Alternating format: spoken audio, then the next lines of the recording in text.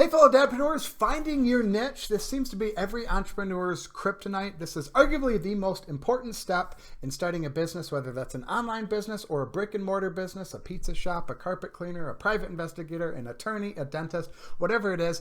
Finding your niche or finding a target market is step number one. And I find a lot of entrepreneurs, especially online entrepreneurs, kind of gloss over this step or skip this step or half-ass this step. They have the mindset of, well, if I target 7.6 billion people, I'll have more chances to make money or sell my products or services, when actually it's the exact opposite. And I got a quote from Dan Kennedy. I don't know the exact quote, but it's something along the lines of, when you market to everyone, you speak to no one. So your market or your message needs to be crystal clear, especially in today's noisy world. And in order to have a crystal clear message, we need to uncover your niche, uncover your market. So in this video today, we're going to talk about an unorthodox way to find your niche. We're going to get our audience to pick the niche for us. So let's dive right in. An unorthodox way to find your niche, how to get your audience to pick the niche for you. So step number one, what we're going to do is pick one social media platform, not all the social media platforms, not 5 social media platforms. We're going to pick one social media platform, one that you enjoy using, one you're committed to, one you feel comfortable using, feel comfortable with. For example, Instagram. I've tried to get on Instagram probably a dozen times over the years. I just recently tried a couple of weeks ago, and every single time I'm like, I don't like this platform. I just don't like it for whatever reason. I'll commit to it for, I think I lasted about 2 weeks recently, and I just don't like it. There's so much going on. It's too confusing. It's too overwhelming for me with the stories and the posts and the reels and the carousels.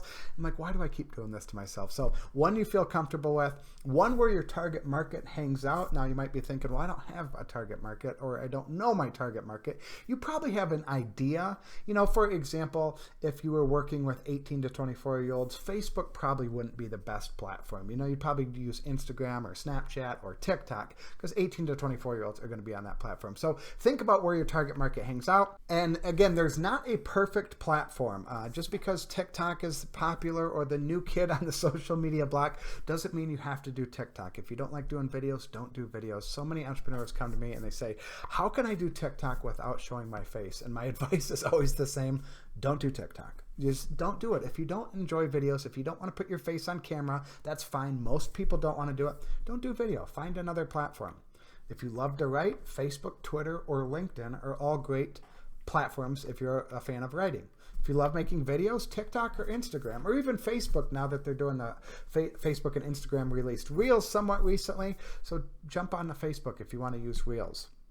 Or if you like doing videos, I should say.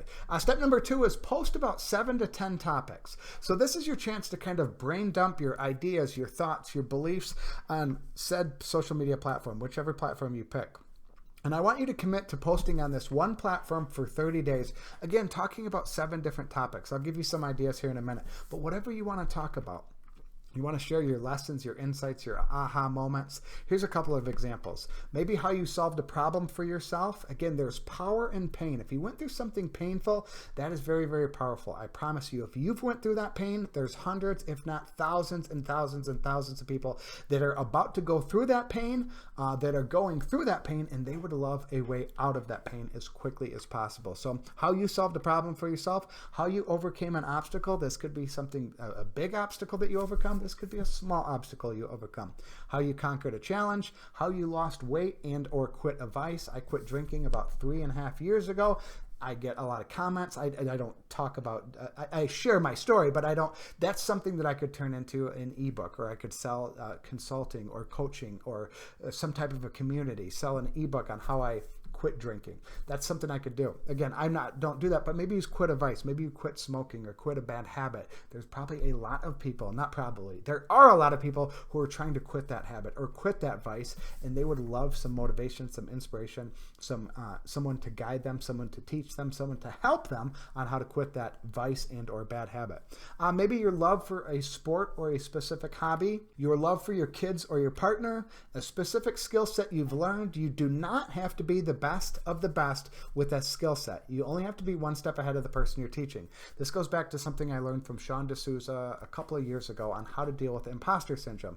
And how to deal with imposter syndrome is just pretend you're a third grader teaching a second grader, meaning you just have to be one step ahead of the person you're teaching. You don't have to be the best of the best. There's always going to be someone bigger, better, faster, stronger than you, and that's perfectly okay. You're not teaching those people. You're teaching the people that are 1 step, 10 steps, 27 steps behind you. So have that mindset when it comes to imposter syndrome. A lot of people struggle with this. Why would anyone listen to me? Why would anyone buy from me? I don't know enough. I'm going to become a fraud, or not become a fraud. I'm going to be discovered that I am a fraud. Those are all the nasty thoughts that we all deal with. I struggle with it as well, just like everybody else on the planet. They say 70% of people struggle with imposter syndrome. So know that you're not alone with that. But again, remind yourself, you don't have to be the best of the best.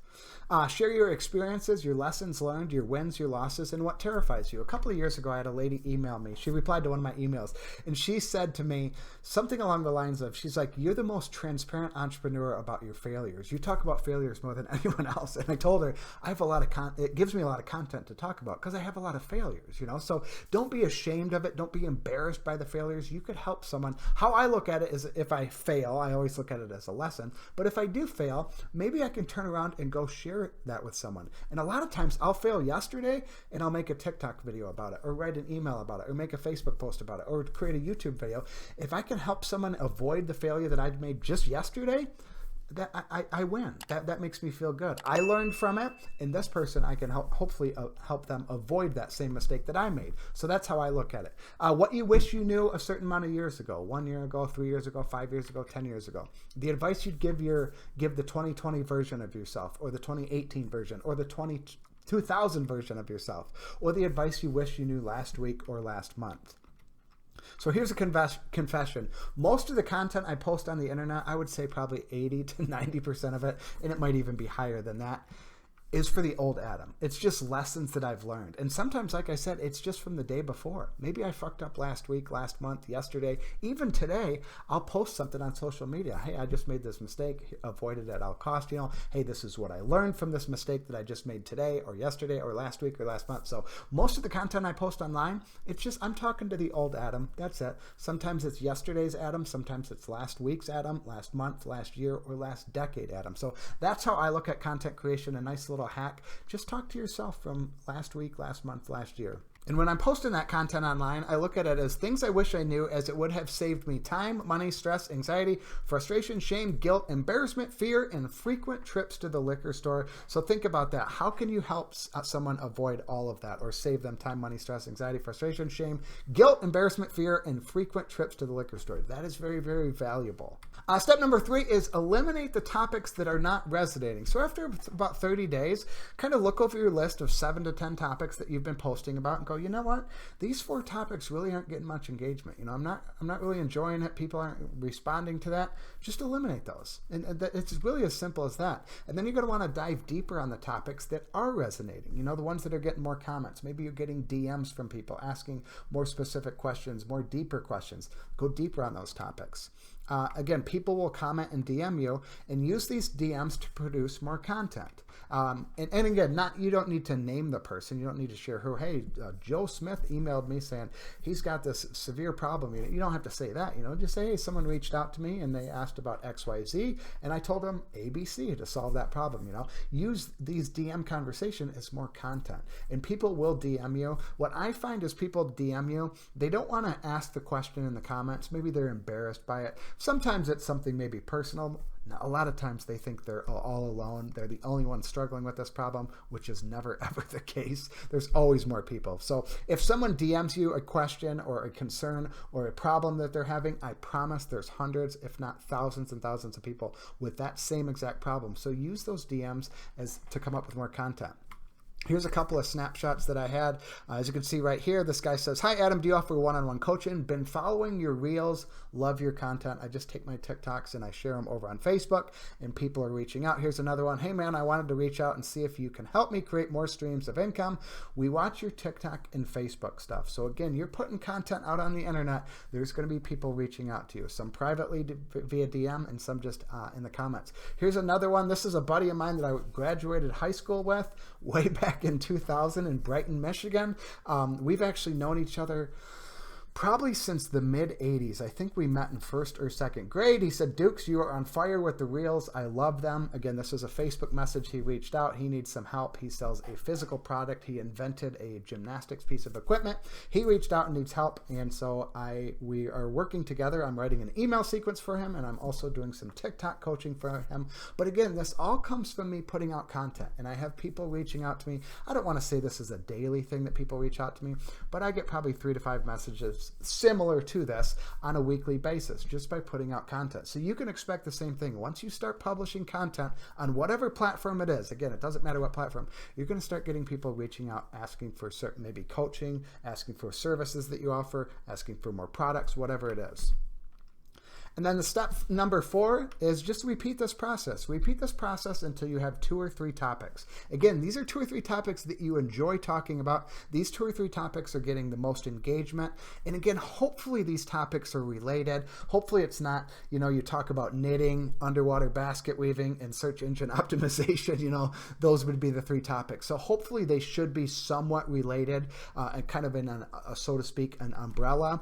Or under an umbrella, I should say. So you can expect to, after doing this process, it takes anywhere from 30 to 90 days. What you can expect from this is you'll understand the platform much better. This is much better than any course, any coaching, anything that you could buy, because you're actually taking action and you're learning it as you go. Another thing is know what content works and what doesn't work. Short form content, long form content, written content, video content, audio content, whatever it is, and also the topics as well. You're going to figure out what's working and what's not working. You're going to understand what your market wants and needs. Again, they're going to be reaching out to you, asking more questions. Those are wants. Those are problems that they have. Again, you go deeper on that. You're going to dramatically improve your content creation. This is a high value skill. It takes time. It takes practice. You're putting in the reps by putting out this content. I've posted thousands and thousands of TikTok videos. My first 100 were absolute dog shit. They look like shit. I was very monotone, not animated whatsoever, but I got better with practice. Posting on Facebook. I have people reach out all the time saying, oh, you're such a good writer. I love how your words flow or how the story flows in my Facebook post. I wasn't always like that. I got better with practice. Each time, again, it's a rep. Like going to the gym, you're getting better with each rep. And then the last one is you have a following of people who are interested in what you have to say around topics that you enjoy talking about. That's what's really, really powerful about this process. So proof this step works. I posted this, it was a quick overview of this 4-step process. And Anthony Brown, I don't know him. He commented on my post over on LinkedIn. I did this for the last 33 days. It works. I narrowed it down to mindset, NFTs, and YouTube since I create channels for people. So he put it into action. He used it for 33 days. And he ended up coming up with his 3 topics, and now these are the 3 topics that he talks about. They're loosely related: NFTs, mindset, and YouTube. So I have one last tip to uncover your market, and this is a tip that I got from a mentor a couple of years ago, and it's one of the most valuable pieces of advice that I ever got, and one of the most valuable pieces of advice I can give when you're selecting a niche or picking a niche or uncovering a niche, and it's this: find a problem you enjoy solving for a group of people you enjoy solving it for. If there's one piece of advice I could give you, it would be this one right here. This is something that I share in a lot of the Facebook groups where people say, where should I start? I don't know what to do. I'm overwhelmed. I'm confused. I'm lost. I'm scared. And I say, find a problem you enjoy solving for a group of people you enjoy solving it for. Because as content creators, as entrepreneurs, putting content out on the internet, you're going to be publishing a lot of content. You're going to want to do something around something you enjoy. And you want to be working with a group of people that you enjoy solving that problem for. So that is my unorthodox way of finding your niche. There's kind of 2 ways to do it. Again, posting content on the internet. Let's do a quick recap. I forgot I have that. So the final recap is pick one social media platform, post about 7 to 10 topics you enjoy talking about, eliminate topics that aren't resonating, repeat this process until you have 2 to 3 topics. And again, think of that last part that I just talked about. Find a problem you enjoy solving for a group of people you enjoy solving it for. Follow these 4 steps, and this is how you get your audience to pick the niche for you. Hey, if you like this video, make sure you hit the subscribe down below. If you want some more information, I got some growth guides going deeper into this topic and more topics. Check out my website down below, adamdukes.com. There's an opt-in, there are links to podcast, and I got a bunch of different blog posts and growth guides to help you build your audience and your bank account at the same time. I appreciate you watching. Thank you.